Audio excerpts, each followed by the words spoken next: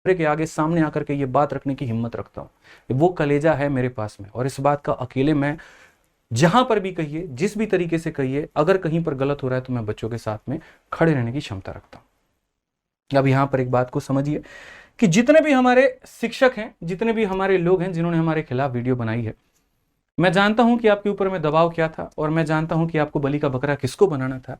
लेकिन मैं आपसे एक और बात भी कह दूं, अगर आप बच्चों के समक्ष में हैं, अगर आप बच्चों के साथ में हैं, तो जितनी वीडियो मेरे ऊपर में बनाई गई है वो सारी की सारी आप प्राइवेट कर दीजिए। क्योंकि अगर वो प्राइवेट आप नहीं करते हैं तो ये एक बहुत ही क्लियर सा मैसेज जाता है कि आप यहां पर बच्चों के साथ में नहीं हैं, आप कहीं ना कहीं इस करप्शन के पार्ट है। वो क्लियर एक मैसेज जाता है कि आप उन लोगों को सहयोग कर रहे हैं जो इसका बढ़ावा दे रहा है। वो क्लियर एक पार्ट जाता है कि आप मुद्दा भटकाने की कोशिश कर रहे हैं। तो इसीलिए अनुरोध करके मैं ये कह रहा हूं कि YouTube पर जितने वीडियोस मेरे अगेंस्ट में बने हैं वो सारे के सारे प्राइवेट होने चाहिए, क्योंकि बच्चा यहां पर सब कुछ जानता है। अब इसके बाद अगर हम बात करें बच्चों, तो तुम लोगों से मेरी यहां पर एक रिक्वेस्ट है। मुद्दा मैंने तुमको पूरा समझा दिया है। इसके ऊपर में अगर सीबीआई जांच की तुम डिमांड करते हो तो तुम कमेंट में लिखो कि सीबीआई जांच हमें चाहिए। इसके ऊपर में अगर तुम्हें प्रोटेस्ट करना है तो तुम इसके लिए मैं रेडी हूं। और अगर हमारे शिक्षकों को कंट्रोवर्सी करना है तो आप कंट्रोवर्सी खेलिए, क्योंकि अभी जिस तह तक मैं गया हूं वो मेरा ट्रेलर है। अभी मैं और गहराई में घुसूंगा, अभी मैं और चीजें निकालूंगा। चाहे बच्चों के लिए मेरी जान भी चली जाए, मैं उसके लिए भी रेडी रहूंगा। मुझे इस बात की कोई दिक्कत नहीं है। साथ में धन्यवाद भी उन सभी शिक्षकों का मैं करता हूं जिन्होंने इस मुश्किल वक्त में मेरा साथ दिया। खान सर का भी देता हूं, जिन्होंने फोन पर काफी चीजें कोऑर्डिनेट करते रहे और बोले कि सर आप सच की लड़ाई लड़ रहे हैं, आप लड़ते रहिए। झूठ कितना भी जोर से चिल्ला ले, झूठ झूठी होता है, सच यहां पर एक आवाज अपना बोलेगा ना, सब कुछ समझ में आ जाएगा। इसीलिए सभी लोग जिन्होंने वीडियो बनाया वो वीडियो रिमूव करना शुरू करें, मेरे साथ में आए और साथ मिलकर के हम लोग प्लान करें कि हम यहां पर इस करप्ट सिस्टम के खिलाफ क्या कर सकते हैं। अगर आप मेरे साथ नहीं हैं तो आप बच्चों के साथ नहीं हैं, और अगर आप बच्चों के साथ नहीं हैं तो आप किसी के साथ में नहीं हैं। फिर आपको अपनी पड़ी है, अपनी इज्जत की पड़ी है, अपनी परवाह पड़ी है, अपने पैसे की पड़ी है। दुख भी इस बात का हुआ कि कैसे इस समय जहां बच्चा सबसे ज्यादा पीड़ित है वहां पर लोग 99 का बैच लेकर के आ जा रहे हैं, और इस बात का हम विरोध करते हैं तो मेरे ऊपर में 100 वीडियो बनवाई जाती है, मुझे टारगेट किया जाता है। बच्चों, हमें इस बात को समझना है कि बेटा तुम कितनी भी तैयारी कर रहे हो ना, वो तैयारी तुम्हारी एक जगह पर जाकर के खत्म हो जा रही है। अगर ये सिस्टम नहीं बदला ना, बहुत नुकसान तुम्हारा होने वाला है। फिर एक वक्त होगा जहां पर नाम पर वैकेंसीज निकलेंगी, भर्ती प्रक्रिया पूरी होंगी, और एक सेटर ने मुझे एक बात कही थी कि सर बस आप पेपर किसी को भेज दीजिए दिलवाने के लिए, हम आपको जो है नौकरी कंफर्म करा करके दे देंगे। तो मेरे भाई कुछ समय में हाल ऐसा ही होने वाला है। उन माँ बाप का विश्वास टूट जाएगा, उस बच्चे का सिस्टम से विश्वास टूट जाएगा जितने इतना विश्वास किया है।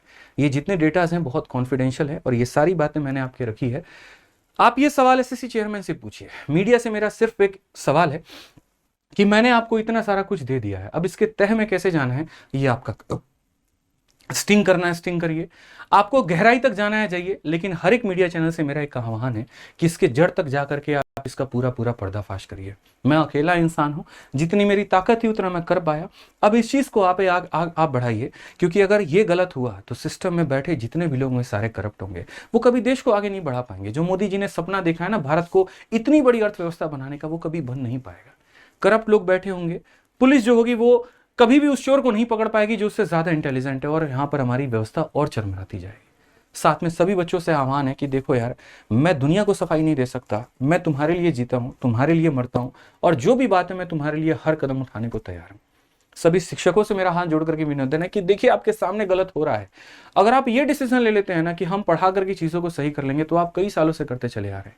इतनी चीजों के बाद भी अगर आपकी आंखें नहीं खुली तो मैं इसके बाद अब कुछ भी नहीं कह पाऊंगा। मेरे पास में इसके बाद अब कुछ भी कहने के लिए शब्द नहीं है। तो बस मीडिया से आह्वान है कि इस चीज के ऊपर में घुसिए, इसके ऊपर में चर्चा निकालिए। बच्चों से यहां पर यह है कि तुम प्रोटेस्ट करना चाहते हो, तुम यहां पर इसके ऊपर में सीबीआई इंक्वायरी चाहते हो, तुम जो भी चाहते हो मिलकर के निर्णय लो। और मैं अभी भी कह रहा हूं, अपने तरफ से कह रहा हूं, मेरा अकेला कोई डिसीजन नहीं होगा। सारे शिक्षक यूनाइट हो, ग्रुप में आकर के बात करें और आकर के इसके ऊपर में निष्कर्ष निकाले। लेकिन कोई बेईमान वहां ना बैठा हो, कोई हमारे बीच ऐसा ना हो यहां पर जिसने किसी और से जाकर के मिल करके सेटिंग कर ली हो, मीटिंग ले लिया हो, और हम सबको गुमराह कर रहा हो और तुम्हें भी पागल बना रहा हो और अपना फायदा कमा रहा हो। बस मेरा इतना कहानी है। और ये सोनू मोनू की वीडियोस और ये सारी चीज़ें बहुत छोटी चीज़ है। मैं इस कंट्रोवर्सी से बहुत ऊपर उठ चुका हूं। मेरा इसमें कोई इंटरेस्ट नहीं है, ना मेरा कोई मतलब है। पहली वीडियो में भी मैंने जो सवाल खड़ा किया था, मैं आज भी वही सवाल खड़ा कर रहा हूं। क्या सिलेक्शन फेज 13 कैंसिल हुआ? क्या स्टेनो की प्रॉब्लम सॉल्व हुई? क्या सीजल की पेपर निष्पक्ष तरीके से होगी, इस बात की कोई गारंटी आई नहीं? आई ना, तो मीटिंग का निष्कर्ष क्या निकला? क्या निकला बताइए।